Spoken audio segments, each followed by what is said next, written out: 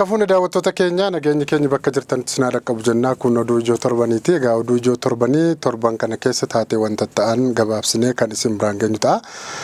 Oduu ijoo torbanii keenya har'a ammoo kan isin biraan ga'uuf jiru Ambaayiluu Naccooti. Gama ogummaa kaameeraa Naftaamuu Abarraan waliin jira. Isinis immoo aga xumuraa oduu ijoo torbanii keenyaatti nu waliin turaa isiniin jenna. Torban kana keessa wanti dhaga'ame karaa inni jalqabaa Ministeerri Fayyaa Itoophiyaa dhibeen maalummaa isaa hin beekamne jedhee naannoo kibba Itoophiyaa keessatti babal'atee miidhaa qaqqabsiisaa akka jirudha. Dhibeen kun tuttuqqaa fi akkasumas walitti dhiheenyaan yookaan namoonni bakka walitti baay'atanitti kan daddarbuu fi miidhaa geessisuu maludha jedhanii jedheera Ministeerri Fayyaa Itoophiyaa jechuudha.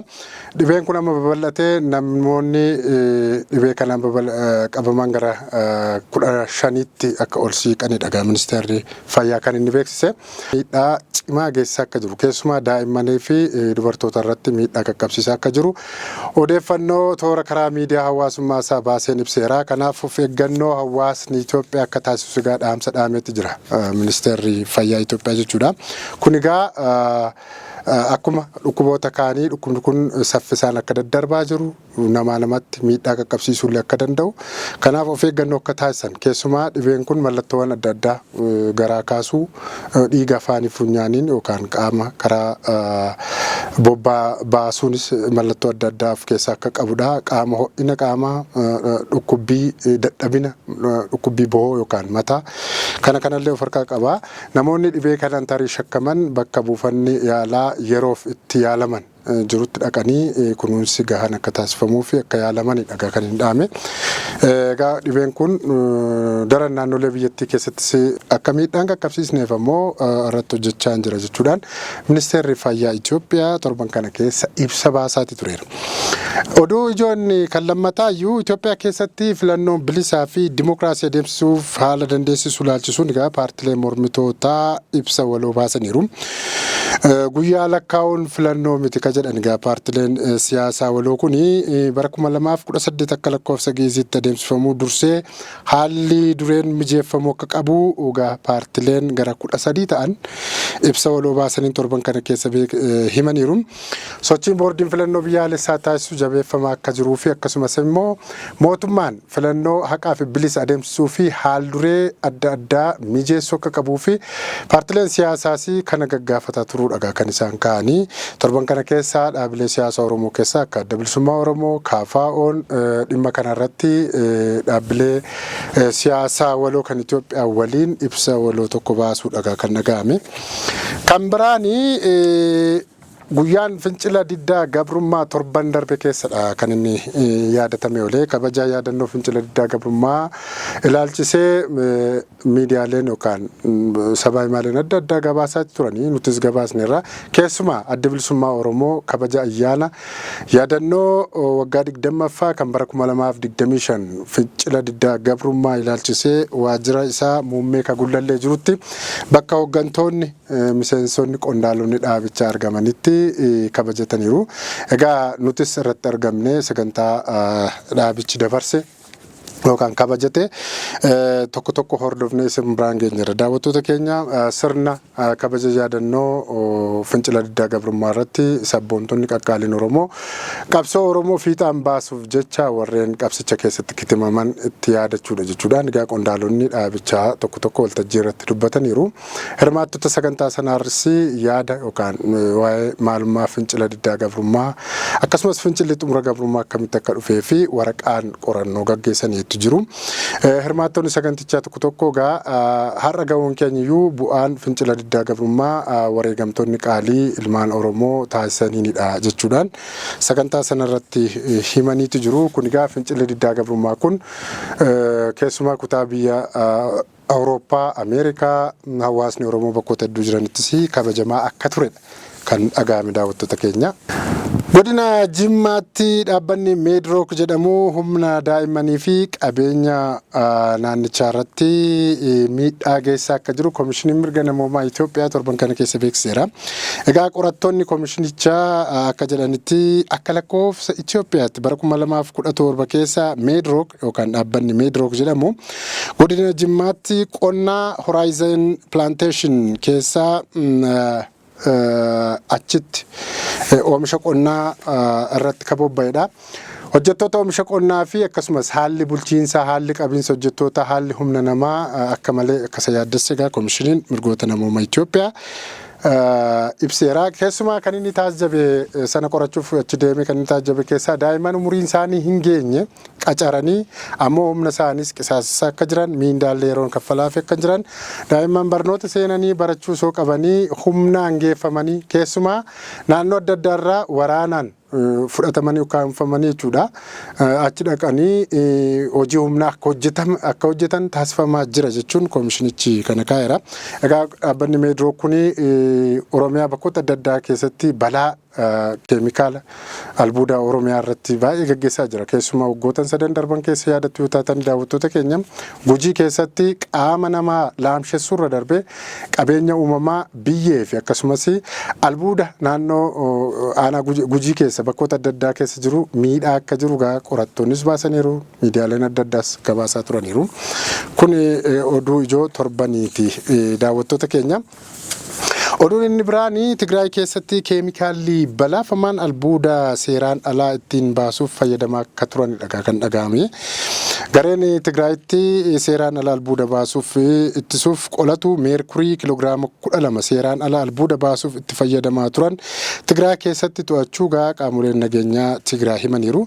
Miidiyaan naannichaas gabaasa gaafa 9 bara 2025 galgala baaseeni albuuda baasuuf keemikaalota balaafamoo ta'an kanneen akka meerkurii fi saayinaayidii jedhaman fayyadamuun dhorkamaadha. Garuu itti fayyadamanii duulli ittisaa kun immoo eegalee giraamni 12,998 fi saayinaayidiin kiloogiraama 500 akka to'atame poolisiin naannichaa himeera. Egaa yeroo baay'ee qondaalonni TPLF naannoo kaaba jiran jechuudha, kaaba Tigraay jiranii saamicha warqee wal qabatee yeroo baay'ee wal falmii adda addaatu jira. Kana gidduutti ilmi hiyyeessaa humnisaa yookaan gulbannisaa humnisaa yeroo baay'ee nyaatama akka jiru irra darbee immoo meeshaa keemikaala balaafamaa naannichaa fi albuuda irratti illee akkasumas qabeenya uumamaa naannichaa illee miidhuu ka danda'u fayyadamaa akka jiranidha. Abbootiin warreen kana irratti bobba'anii hojii saamicha warqee irratti bobba'an jedhamuun egaa kan komatanii. Kunis oduuma ijoo torbaniiti ture. Kan biraanii Itoophiyaan dhimma ulaa galaanaa wal argachuun egaa atakaroo Eertiraa fi akkasumas qaamolee adda addaa waliin jalqabdee amma ifatti baastee sadarkaa koomii gurguddaa sadarkaa addunyaatti dhageessisuu jalqabdeetti. Beekaa callisne malee lafa keenya qabeenya keenya saamtanii akka nurra teessan kana booda garuu nurraa ba'aa jechuudhaan Eertiraa komatteetti. Ministeerri dhimma alaa Itoophiyaa Dr. Geediyoon Ximootewoos torban kana keessa ibsa sabaa himaaleef kennaniin Eertiraa jaalalaa fi nagaa hawwineetu malee kana booda obsa keenya fiixanneerraa kana booda hin gaha. Loltoota nutti bobbaastee garee nu morkataniin akka nu fincilanii fi lolli akka ka'u taasisaa jirti. Keessatti sirmaatteetti jechuudhaan egaa gola mana maree mootummoota gamtoomaniitti illee dhimma kana fuutee himachuuf akka jirtudha kan Itoophiyaan kaaste. Kanaan wal qabatee humnoonni naannoo Tigraay keessatti hidhatanii socho'an daangaa darbanii naannoo Affaar keessattis haleellaa fi qabeenya naannoo lafa Affaar qabatanii jechuun torban kana keessa dubbii ijoo ta'eera. Mootummaanis kana himateera. Garuu TPLF yookaan adda bilisummaa uummata Tigraay dhimma koomii weerara daangaa darbanii humnoonni nageenya isaanii weerara daangaa darbanii lubbuu namaa fi akkasumas qabeenya weeraraniiru kan jedhu irratti waakkateeti jira. Nuti kana hin goone. Inumaayyuu mootummaan Itoophiyaa naannoo Affaar keessatti humnoota TPLF lolan hidhachiisaa akka jirudha. Keessumaa as nutti deebisee mootummaan humna nurratti hidhachiisaa akka jiru, humna nurratti hidhatee nutti bobbaasuuf lolla yookaan sochii shaakala waraanaa sochii qaamaa gochaa akka jiranidha kan aangawoonni naannoo Tigraay kan himatanii. Egaa dubbiin kaabaa kun babal'atee amma akka malee daran hammaataa dhufuudha kan dhagahame. Dhimmi biraanii mootummaa kanarratti hawaasni Oromoo biyyoota hambaa jiranii hiriira nagaa bahuudhaan mormaniiru ajjechaa Oromiyaa keessatti adeemsifamaa jiru. Inumaayyuu Oromiyaa waggoota torbaas duula waraana Oromiyaa keessatti godhamaa jiru. Lammiileen nagaa, lammiileen meeshaa maleeyyii dhumaatii. Kanaaf mootummaa Itoophiyaa qubatti qabaniiru hawaasni Oromoo. Kanaaf hawaasni Oromoo United Kingdom keessa jirus ajjeechaa Oromiyaa keessa jiru kana hiriira ba'uudhaan balaaleffataniiru. Kanarratti garuu mootummaan waan jedha hin qabu. Inumaayyuu humnoonni adda addaa mootummaan ispoonsardi ta'anii jedhan isaanii egaa akka hiriiricharraa hubannetti mootummaan garee faannoo jedhamu hundeessuudhaan yookaan ijaaruudhaan uummata keenya nagaa fichisiisaa akka jiru, olaantummaa seeraa kabachiisaa akka hin jirre, kanaaf lammiileen nagaa dhumaatii akka jiranii akkasumas immoo haalli lammiilee Oromiyaa nageenya isaanii yaaddoo keessa akka jirudha kan isaan hiriira sanarratti dhaadannoo geessisaa turanii. Garuu daawwattoota keenyaa dhimma kanaan wal qabate mootummaan Itoophiyaa waan baaseeru hin jiru oduun kun qophaa'etti. Kan biraanii ministeerri barnootaa kana booda maqaa kabaja dooktarummaatiin namni kabaja dooktarii jedhamee dooktarummaan kennameefiiru waamamuu akka hin qabne ibsa baaseera. Dhimma qulqullina barnootaa fi kufaatii barnootaa irratti ministeerri barnootaa torban kana keessa walgahii taa'eera. Ejjennoowwan adda addaa qabateera. Kaarkuleemii yookaan imaammanni barnootaa amma qabatee fooyya'insa guddaa akka agarsiise garuu ammoo kufaatii barattootaaf balaa fi saaxilaa akka ta'edha kan isaan kaasanii. Kanaan wal qabatee hawaasni komiiwwan adda addaa qaba. Bakka walgeettiin barnootaa hedduun hin jirretti barattoota wantoota adda addaan yookaan faasilitiin adda addaa guutamee fi waliin qormaatas ta'e barnoota guutuutti fudhachuun yaaddoo uumaa akka jirudha. Komisaan kaasanii kunis qulqullina barnootaa irratti dhiibbaa fidaa akka jiru torban kana keessa erga walgahii ministeerri barnootaa taa'ee booda ibsee bahee uummanni immoo komiiwwan adda addaa dhageessaati jira. Daawwattoota keenya oduun biyya alaa biraan immoo Sudaan keessatti yakki namoomaa hedduu raawwateera. Addunyaan garuu gurratti gattee jirti jechuun mootummoonni gamtoomanii gaafateera.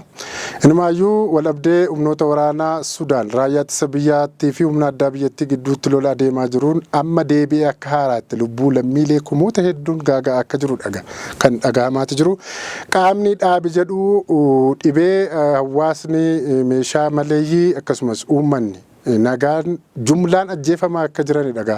Dhaabbanni mootummoota gamtoomanii kan kaase beela dabalatee rakkoon namoomaa daran biyyattii keessatti mul'ateera. Hawaasni addunyaa ija isaa Sudaan irra kaawwachuu akka qabudha kan kaase. Kanaaf ammoo qaamoleen dhimmicha ilaallatan hunduu waraana dhaabuun gara Sudaan ijaaruutti yookaan deebisanii ijaaruutti akka dhufanis waamicha dhiyeesseera. Dhimma kanaan wal qabatee ministeerri dhimma alaa USA yookaan ministeerri dhimma alaa Ameerikaa Maarko Ruubiyoon torban kana keessa namoota yookaan biyya waraanni Sudaan keessatti daran akka babal'atuuf meeshaa fi maallaqaan gargaartu beekna. Kanaaf dhaabi jechuudhaan Suudi Arabiyaatiin egaa akeekkachiisanii jiru. Waraanni amma Sudaan keessatti deemaa jiru jaarsummaa Ameerikaatiin milkaa'uu akka danda'ullee kaasaniitu jiru daawwattoota keenya. Kun egaa oduu ijoo torban jennee kan isin biraan geenyedha. Oduu ijoo torbanii asumarratti xumurraa waan nu dhaggeeffattan